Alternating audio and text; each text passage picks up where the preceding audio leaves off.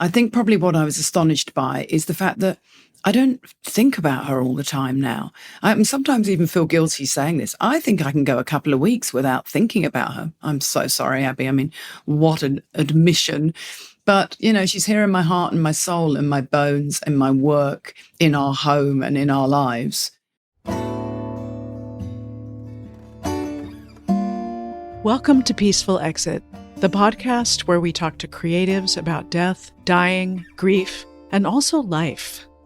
I'm Sarah Kavanagh, and my guest today is psychologist Dr. Lucy Hone. She is the director and co-founder of the New Zealand Institute of Wellbeing and Resilience. Lucy studies resilience, a topic that became deeply personal after her 12-year-old daughter, Abby, and 2 friends were killed in a car crash in 2014. Lucy's known for her popular TED Talk, 3 Secrets of Resilient People, as well as her book, Resilient Grieving. It's fabulous. Today, she explains why resilience is rooted in our DNA, how her own grief about Abby has morphed over time, and why, if we want to have love in our lives, we have to learn to accept loss. Well, welcome to Peaceful Exit. Thank you so much, Sarah, for inviting me this morning. I am delighted to be here. Well, I understand you're in Christchurch and it's 7 a.m, so I'm really grateful that you got up early for us. As I was doing prep for this conversation, I realized that in 1988, I went bungee jumping in Queenstown. For me, as a young person, I think that was the first time that my body realized it could die. Like, it was such a visceral, sort of primal, like, I could die jumping off this bridge. And I wonder what your first memory of death as a young person was. So I'm going to start with the fact that I too have done a bungee jump, and I too had that visceral moment as you step out onto the platform of knowing that my entire body, every cell in it, was telling me not to do this. I think that's where I first realized, really physiologically felt the fight or flight and freeze response and thought, that's interesting. I had to override that to throw myself off to do that bungee jump. Death, first experience of death would have been pet loss, but I, in truth, can't remember it. And then I lost my grandparents pretty early on.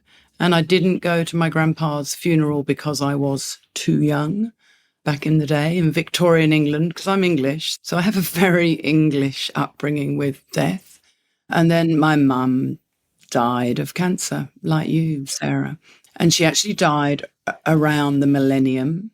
And 2 things really happened then. I got pregnant with our middle child at the same time that she was diagnosed. And we went for her CAT scan and my 12-week baby scan within a day of each other.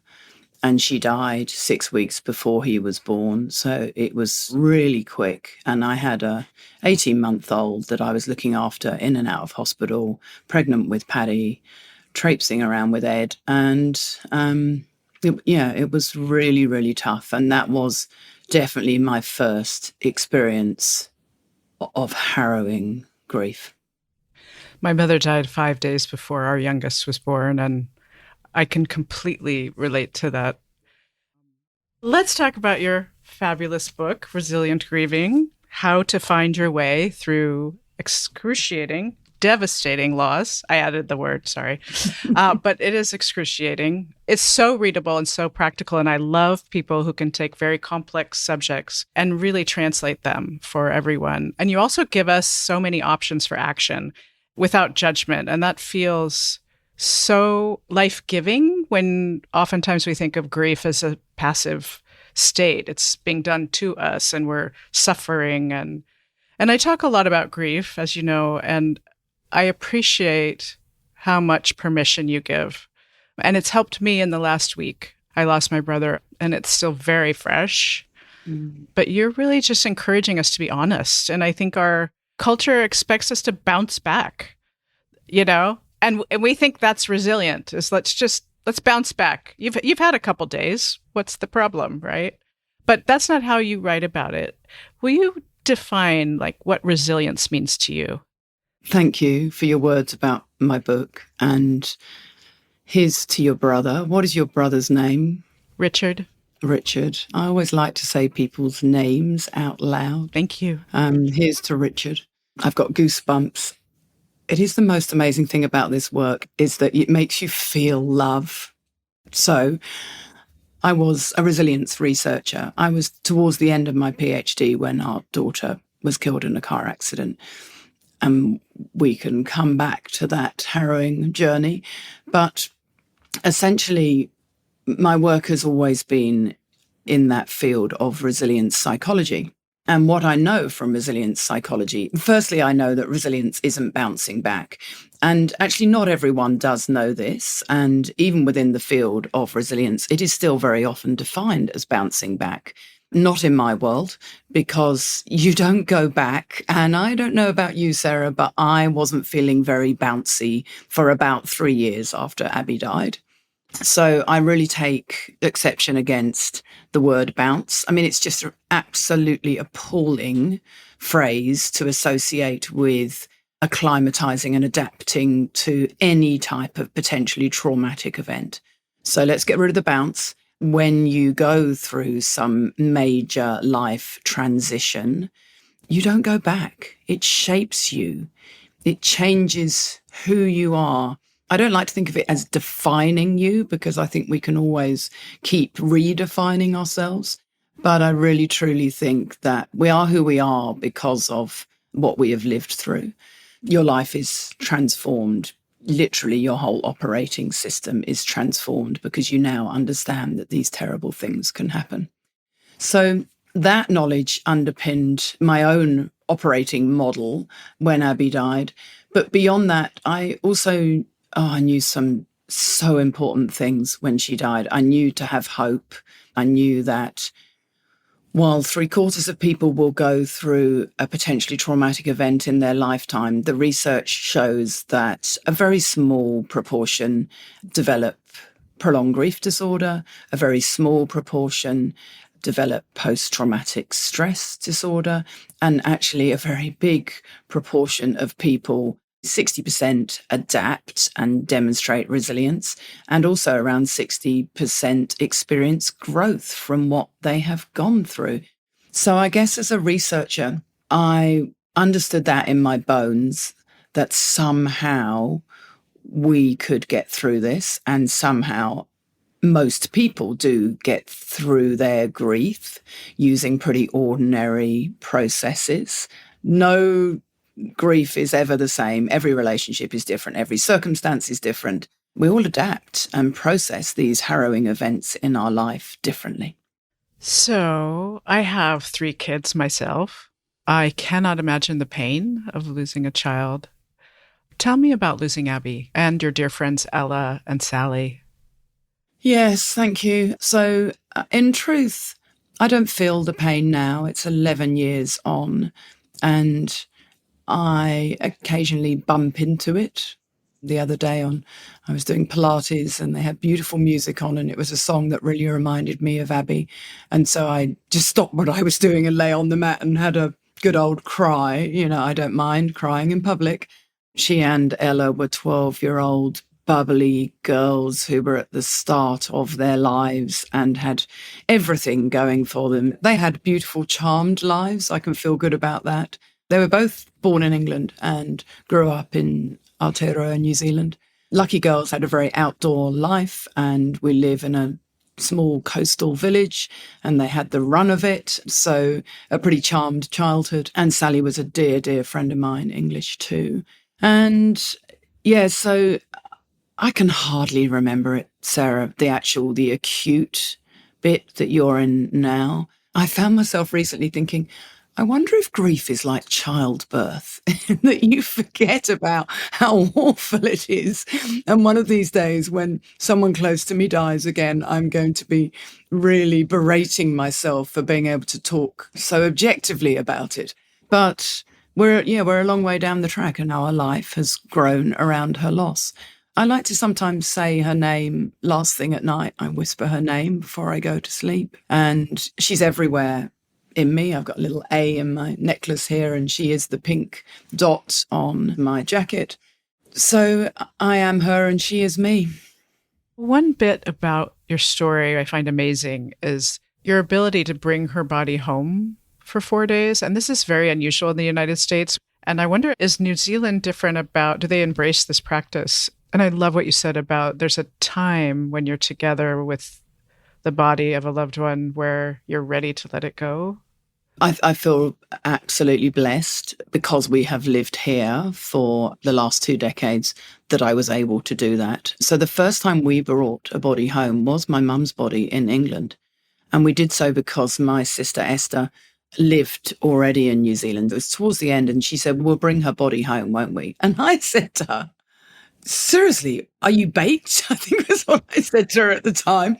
I just couldn't really believe, because it was absolutely the first time I'd ever heard of that. So we did. And it did take me, I think, 3 days to be brave enough to go into the room with her dead body. It really was a big thing for me. I was definitely very Victorian English about that, death phobic. And I'm so glad I did, because it was a transformational life moment for me. So I remember at Mum's funeral, when her coffin came in, I remember smiling at it because it wasn't scary, because I knew, I'd been familiarized and desensitized to it in that aspect. And so when Abby died, that was a no-brainer for us. And it's Indigenous practice here. So it is from the Te Ao Māori world, the Māori world, particularly in circumstances of traumatic death. It is so good because, of course, your poor brain cannot fathom what's happened and needs to catch up. And, of course, that takes time. But I did feel that having her, I think we ended up having her at home for 5 days. So she was with us until we drove her down the hill to her school for the funeral. And all the children came, all her friends came, and they all put things in the coffin and they read to her and they spent time with her. And it felt like the most normal thing to do. And I'm sure it has helped all of them all this time to know that this is what death looked like. I don't know why I knew, but instinctively that just gave me so much deep comfort to know that she was helping them, that we were helping them. That's so beautiful. So, as I remember it, you immediately rejected what experts told you after Abby died, that your family would be prime candidates for estrangement, divorce, mental illness. Is it because of your work, or how did you know instinctively that that would not apply to you? I remember looking through the literature where it said there were 5 stages of grief and that these were the things that you could expect to happen to you, as you said at the beginning, this kind of passive prescription of grieving. And then at the same time, it told me that grief is as individual as your fingerprint. It doesn't take much of an academic researcher to go, I'm sorry, but these 2 things cannot coexist. There can't be 5 set stages and it be as individual as your fingerprint. And the individuality matched my own resilience psychology, understanding that we all handle trauma and change differently, that you have to find your own recipe for resilience. And I like something about what you said earlier on, Sarah, is that I like to give people permission and I like to make it real. I'm not doing toxic positivity here. I am the first to say this is bloody awful. And not what you wanted, not what you asked for, not what you ever could imagine happening.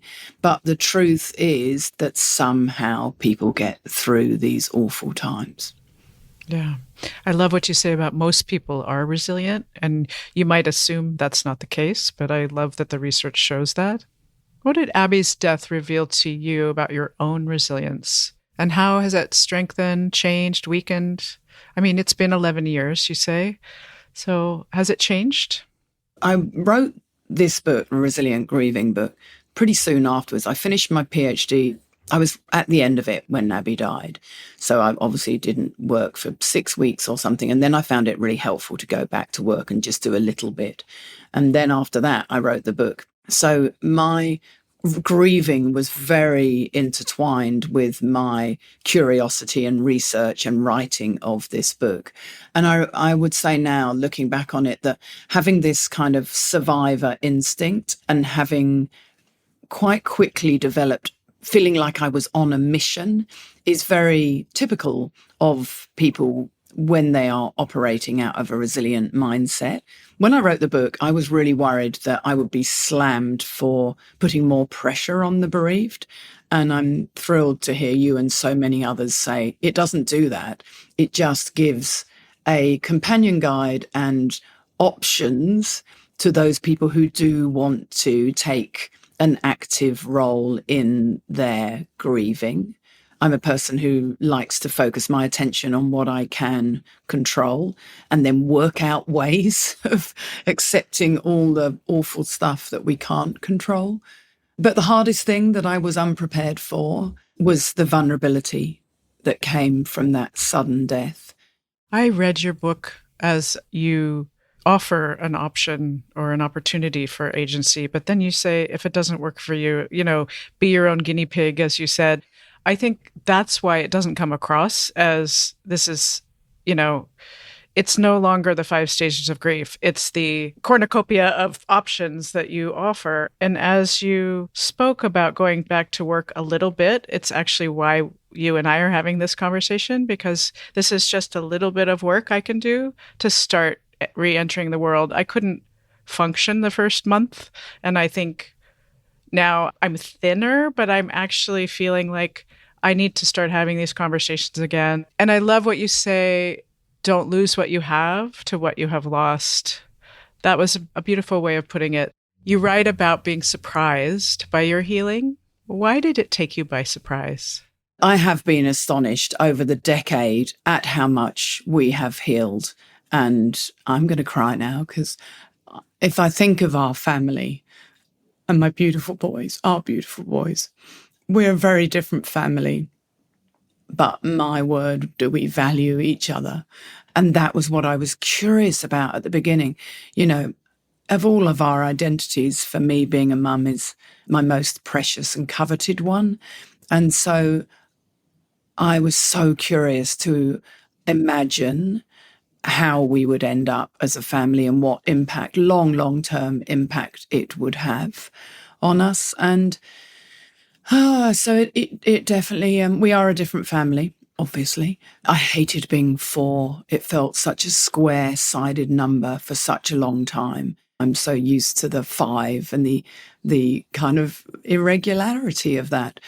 But we have truly adapted. And I think probably what I was astonished by is the fact that I don't think about her all the time now. I sometimes even feel guilty saying this. I think I can go a couple of weeks without thinking about her. I'm so sorry, Abby. I mean, what an admission. But, she's here in my heart and my soul and my bones and my work, in our home and in our lives. We are different. Our life has grown around her loss, around that pain. It turns out you can learn to live and grieve at the same time. And when I did my TED Talk, which I think is the last line in my TED Talk, that just came out of me. And now I think, it's so funny because that is oscillation theory. The oscillation theory really helps me. I think it helps open up space for the times when you feel vulnerable and you feel shattered, that you can just take the time you need to be shattered. And I've been feeling so supported by my team because I've just had to say, I can't do these conversations right now. I can't function in that way. And especially with this subject matter, I can talk about grief, but I can't feel it at the same time or I won't be able to talk to you at all. My throat will close and I won't be able to speak. Yeah, I totally agree. I think that's what I always did, was compartmentalize.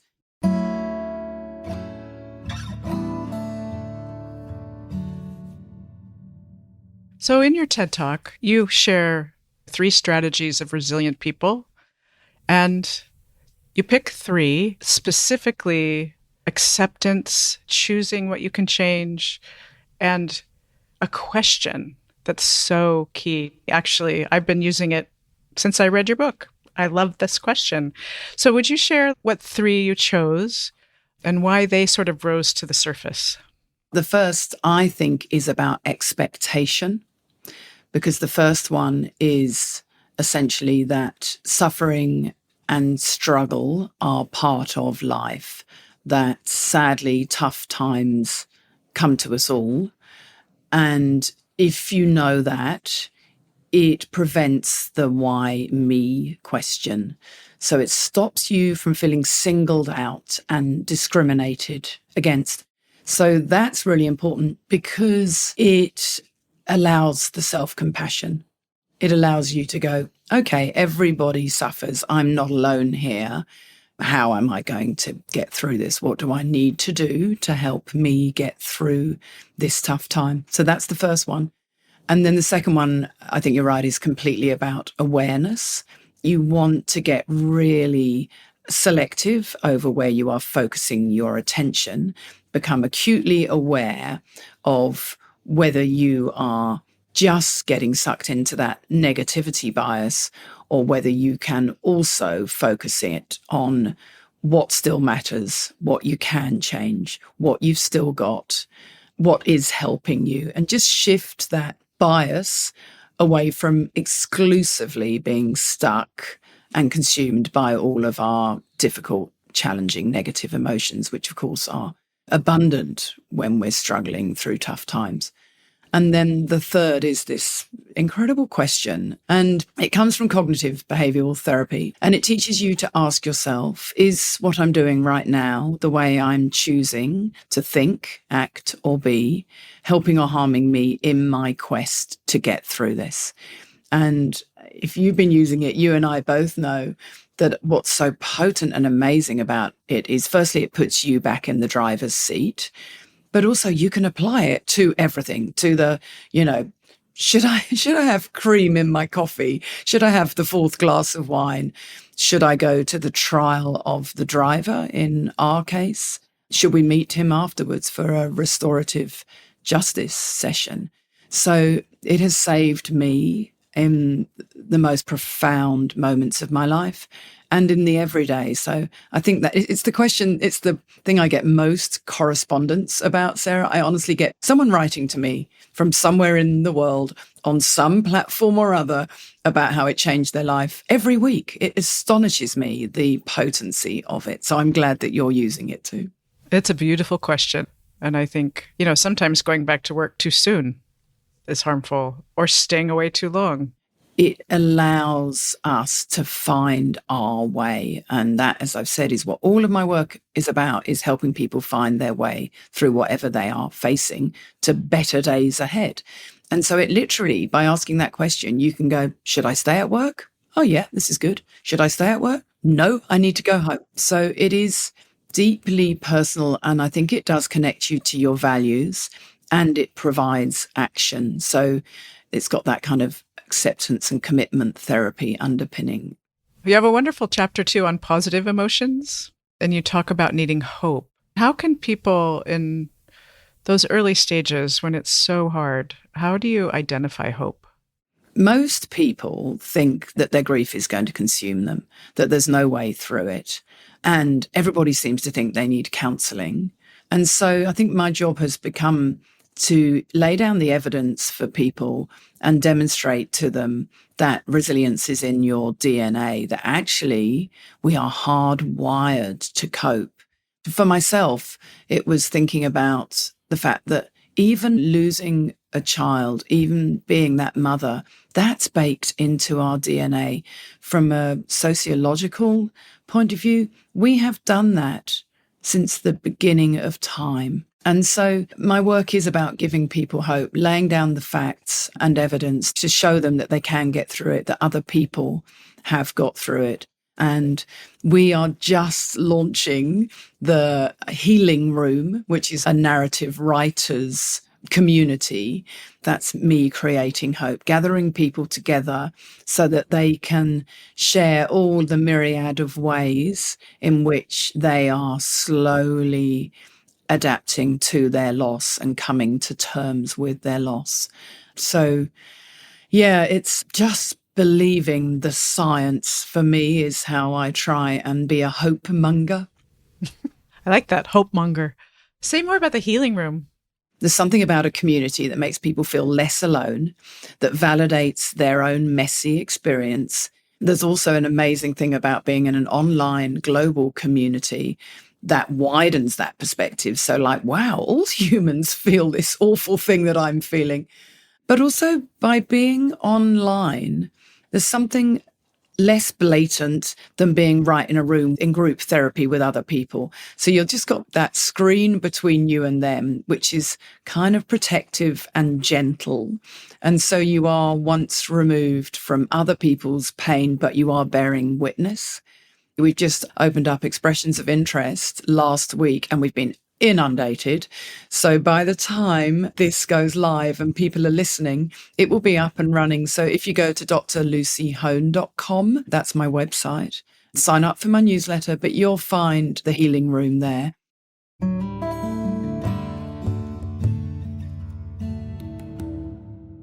Say a little bit about rituals, because your interpretation of rituals is not from a religious perspective. It's really about personal things we do to remember our loved one. Are there some that help you, that you have sort of integrated into your life?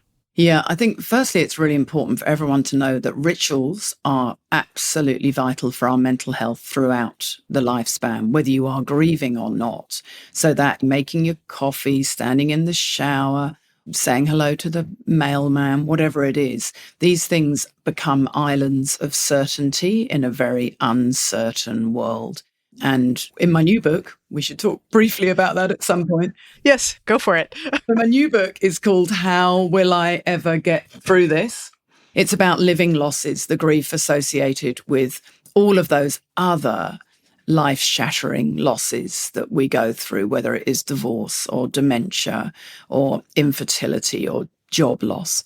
And in that, I have this beautiful reflection activity called Islands of Certainty. So this is about having the practices, possessions, people and places that enable you to find a little bit of stability in this very unfamiliar, chaotic territory that is grieving.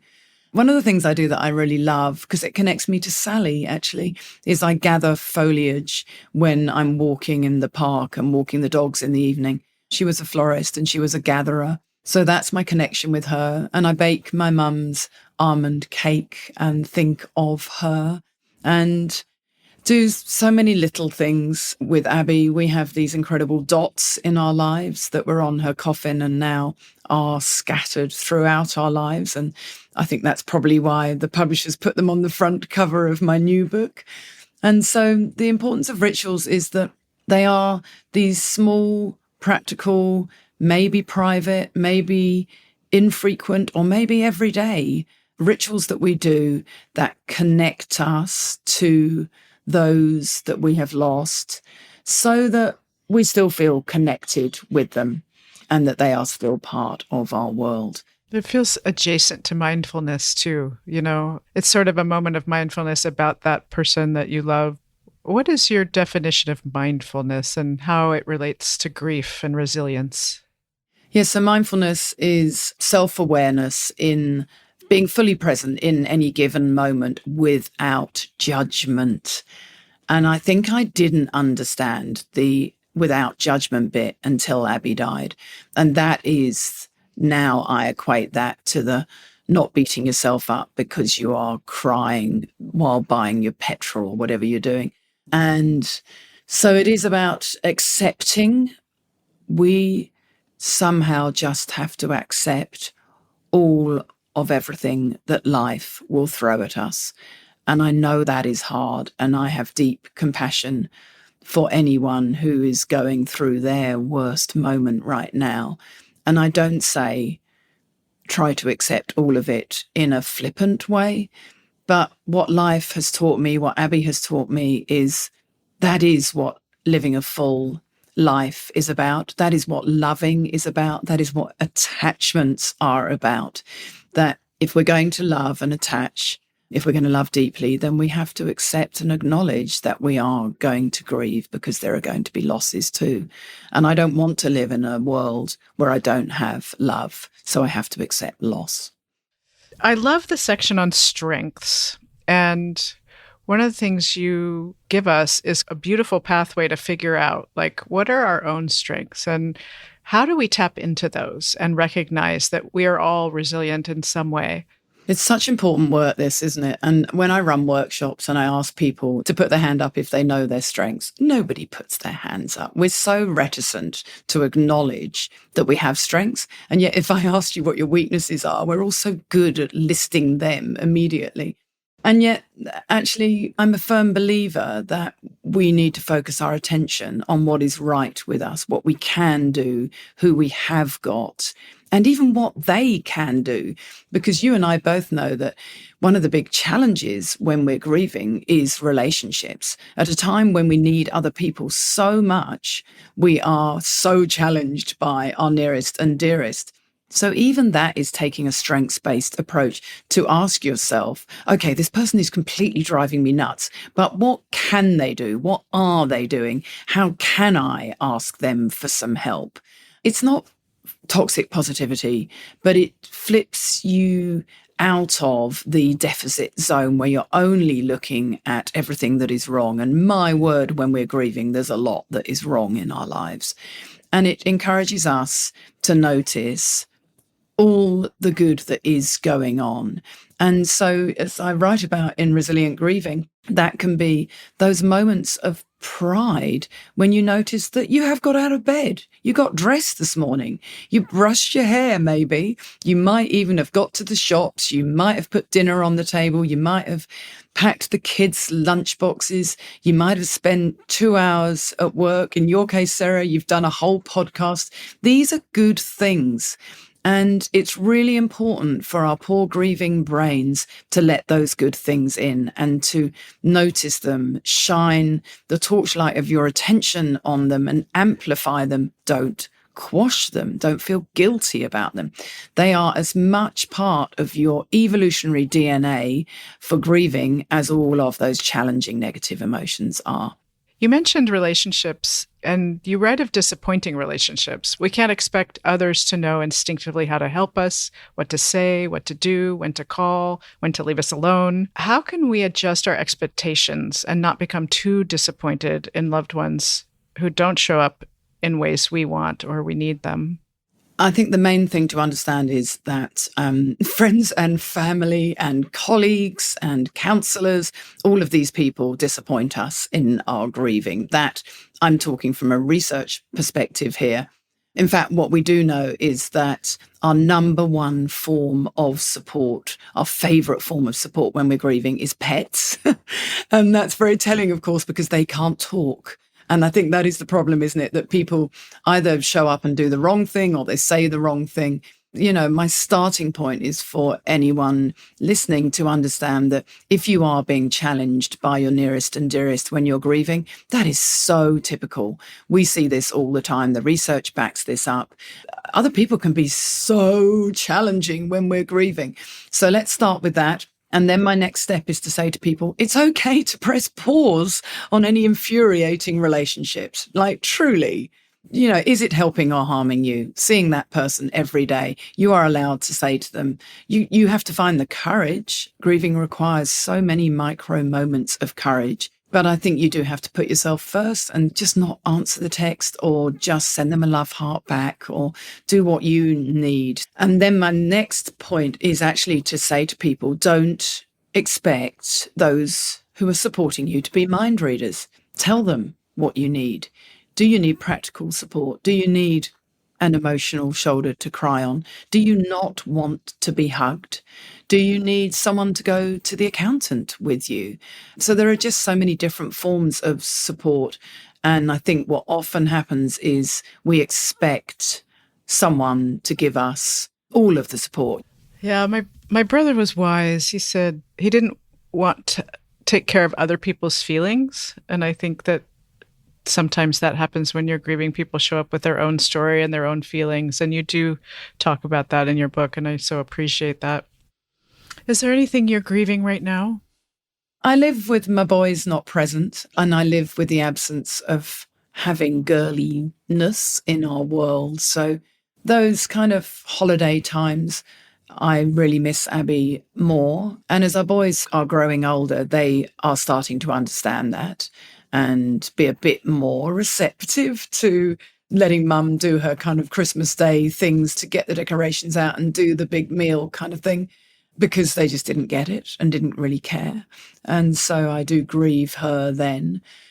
Empty nesting is such real grief. And again, you're learning to adapt, you're learning to relive in a very different world. I miss having them at home and I love having them at home. But I'm pretty pragmatic that, that's life, isn't it? And I'm thrilled that they have the ability to flee the nest. I try and focus my attention on that, Sarah. Yeah. Do you believe Abby's still around? I don't, sadly. I wish I did. I don't really feel her spirit is, but I do feel her spirit is. I feel like she's everywhere in our lives. And I feel so lucky to have had that incredible young woman that she was. What does a peaceful exit mean to you? I think of my mother when I think of peaceful exit, because she had that. She died very young. She was 63. But she did say to us, I'm okay to go because you're all married and you've all got children. And so that is the peaceful exit, feeling like she felt like her work on this earth was done. And I echo that feeling. I feel very grateful to have had everything that I have had and everyone that has been present in my world. And I think it is really important for a peaceful exit to accept all that this life gives us, the good, the bad, the ugly, all the love, all the loss, all of it.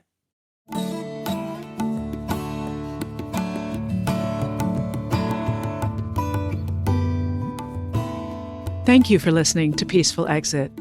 I'm your host, Sarah Kavanaugh. You can find us on Instagram at A Peaceful Exit and on YouTube at Peaceful Exit Podcast. To learn more about this podcast and my work, please visit peacefulexit.net. You can also send us an email and let us know what you thought of this episode or share an idea for a new episode. We're at peacefulexitpodcast@gmail.com. Our senior producer is Julie Canfer, and our sound engineer is Jason Gambrill. Additional support from Cindy Gall and Sierra Austin. I have an amazing team. Original music provided by Ricardo Russell. Please make sure to follow us on YouTube, Spotify, or Apple Podcast and rate and review us wherever you listen. It really makes a difference. And please tell your friends about Peaceful Exit. As always, thank you for listening.